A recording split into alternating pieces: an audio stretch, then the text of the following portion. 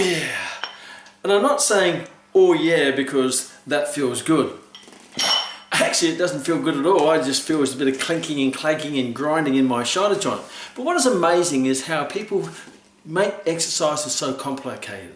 They take a little muscle, such as the triceps brachii, which is a little muscle that does one movement, elbow extension, which is a hinge joint, and they try to put the body in the most complicated position to train it, where it doesn't actually even function in that position. For example, the overhead tricep extension.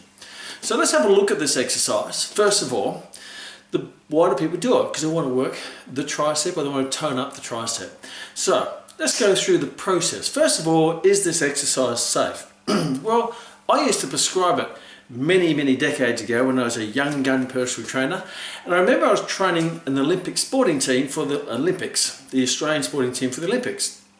And one of the exercises I gave was the overhead, was actually using an easy bar, overhead tricep extension in the standing position. And I got the exercise off the coach from the US canoe team, and so because he was doing it must be good, so I just assumed that it was a great exercise, and that's when I was more of a follower rather than a thinker. So the challenge I had is about 6 weeks out, one of my kayakers, which was doing the exercise, and I hear clunk, clunk, clunk and a big scream in the gym, and he had lost control of it, and he had subluxed one of his shoulders. I can't quite remember which one, because he lost control of it behind the head. And straight off he went to physio. Now, how do you think I felt? My heart dropped. He's 6 weeks out for the Olympics.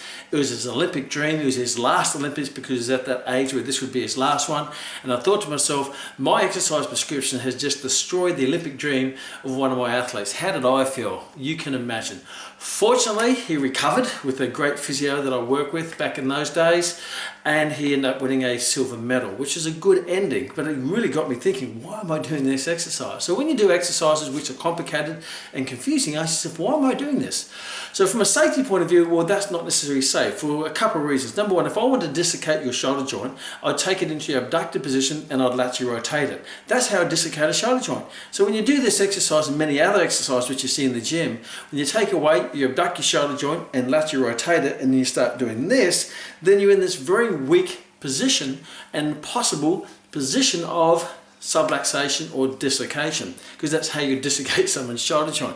The other challenge is you're taking your shoulder, your humerus, right above your head into abduction, where the head of the humerus comes in contact with the acromion process, and in that position you're more likely to get impingement of the tendon, one of the rotator cuff tendons called your supraspinatus. And considering that one of the number one injuries that people get in the shoulder is shoulder impingement and tendonitis of supraspinatus, or tendinopathy of supraspinatus, or even a tendon tear, particularly kayakers, then I'm actually put their shoulder in a compromising position from a safety point of view.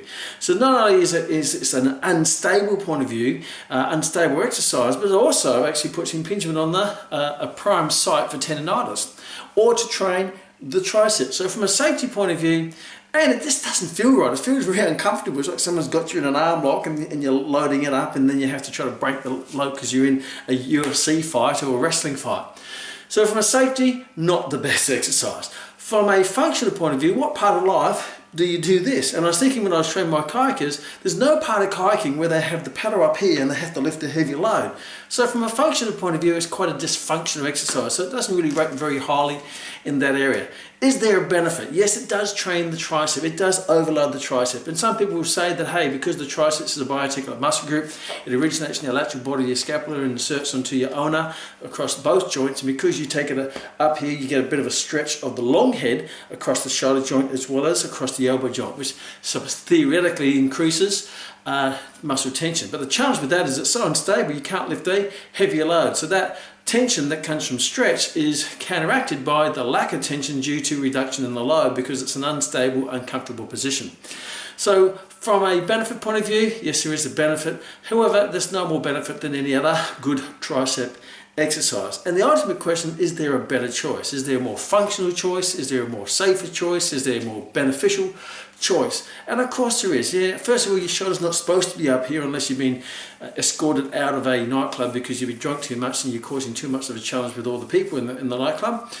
Therefore, put your shoulder in a good, stable, strong position where you can lift a good, strong weight to get a good, strong muscular contraction through all the associated muscles. So exercises such as push-ups and dips and close grip bench presses are going to be far more effective, and also they're far more functional. They're safe. They put your shoulder in a good, strong, safe position. When it's in a more functional position, you lift heavier loads. You lift heavier loads, you're going to develop more muscular force in the muscle, more muscular force, more motor unit recruitment, more muscular tension, because you're lifting heavier load. And it's so many other boxes have been ticked.